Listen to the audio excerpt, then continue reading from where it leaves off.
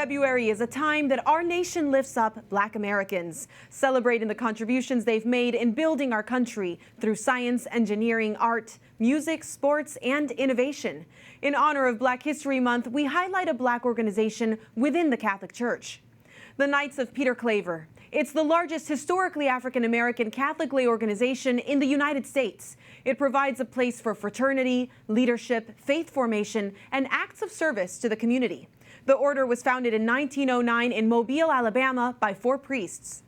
Named in honor of St. Peter Claver, the patron saint of African Americans, the enslaved, and African missions. The Jesuit missionary from Spain ministered to slaves in the colonies in the early 1600s, providing food, medicine, and more for more than 40 years. Over this time, he baptized and instructed an estimated 300,000 slaves. I'm joined now by James Ellis, Supreme Knight of the Knights of Peter Claver in Houston, to get a deeper understanding of this Catholic organization's rich history and current activities. James, it's great to have you here. The Knights of Peter Claver have a history dating back to the early 1900s. Why is that history so significant to you and the order as Black Americans, but more important, as Catholics? Well, it's extremely important because the 1600s is when slavery actually started. It was the Middle Passage in our slaves from our ancestors traveling from Africa, stopping in the Middle Passage in the 1600s, and through 400 years later here in America. And in the 1600s, this great patron saint of ours, St. Peter Claver, as you described earlier, was a great leader for us. He nourished us, he evangelized us. And throughout the years now, for 112 years here in the United States, we've remained consistent to that purpose, Catholicism. It's a beautiful purpose. Absolutely. What special role, then, do the Knights have in the global church as a beacon of light?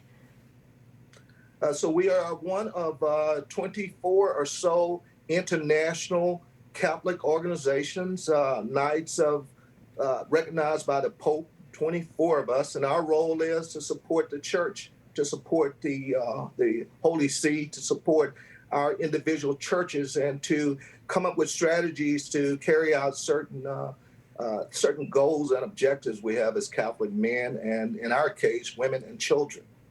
Is there something that the Holy Father has said to encourage you, something in particular that Pope Francis has shared with the global community? I think the one thing that almost every day he comes up with something that will just ignite you, will light you up with the Holy Spirit. But the one thing that he says is that every one of us has a right to the church, to be church people, to be welcome into the church, and we have a right to live a life or to experience a life in the Catholic Church that are free of certain things. One in particular is racism, and that does ignite me. And some orders are experiencing a surge in membership right now. Is this the case for the Knights?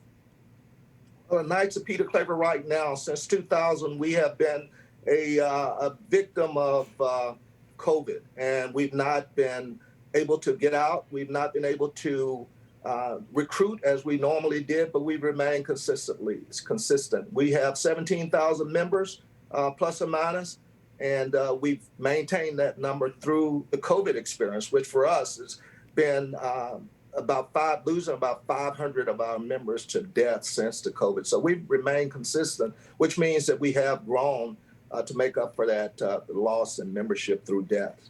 That's a terrible tragedy, having so many COVID losses. I'm sorry to hear that. Unlike some orders, though, the Knights of Peter Claver do have a female counterpart. I find that really interesting, the Ladies Auxiliary. How do they complement the work of the Knights? Absolutely. They're probably a microcosm of the church. Women are oftentimes more present in the church than men. And then the same thing in our order, they really complement us. They motivate us to carry out certain functions. They join us in planning strategies. They are probably 50% more ladies than there are men in the organization. And so we work together to come up and execute our strategy. Our goals, both our goals, are to become the organization of first choice for every Catholic. And so we work hard to ensure that we are constantly working toward that end. That's a beautiful mission. The Knights and the ladies do really admirable work in the community, including blood drives, food banks, and work with new mothers. I love that. Why is this taking action in your communities around the country so essential to your mission? I mean, that is the one thing that's remained consistent. Here in the last 4 or 5 years, we've added new things to our strategies. For example, we've added our social justice efforts, but we have consistently, over the 112 years, been strong in our communities, looking for individual things to do in our churches, and blood drives. Feeding the homeless has always been there and remains there.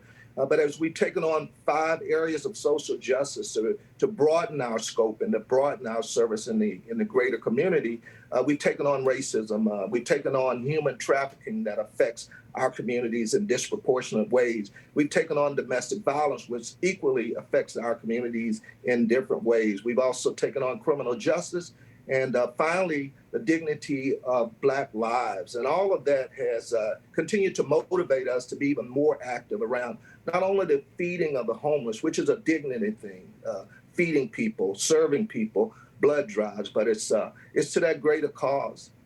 James, you talked about an issue. You're knitting all of these together beautifully. You talked about the issue of racism.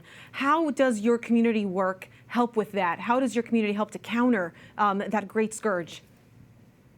Well, we've done a couple of things and continue to do a couple of things. One is to look for partners in our community that are doing like causes.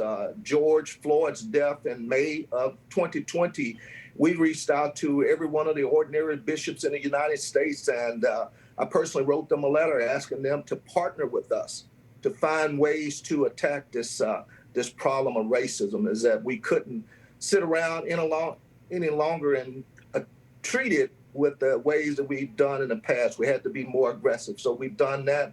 We have webinars at least twice a year. We've got one coming up February 19th in Black History Month on racism, where we'll have speakers come in and talk about the racism in the Catholic Church, racism in America. And we've done about 4 of those in the last 2 years. And they've been well attended, sometimes having almost 4,000 people attend those webinars. Well, it's beautiful to see that you are not just educating Catholics and the global community about this issue, but also engaging in corporal works of mercy and service. You're a leader and someone to model. Thank you so much. Thank you. To learn more about the Knights of Peter Claver, head over to their website to discover more about their history, read more about their works in the community, and to find local chapters.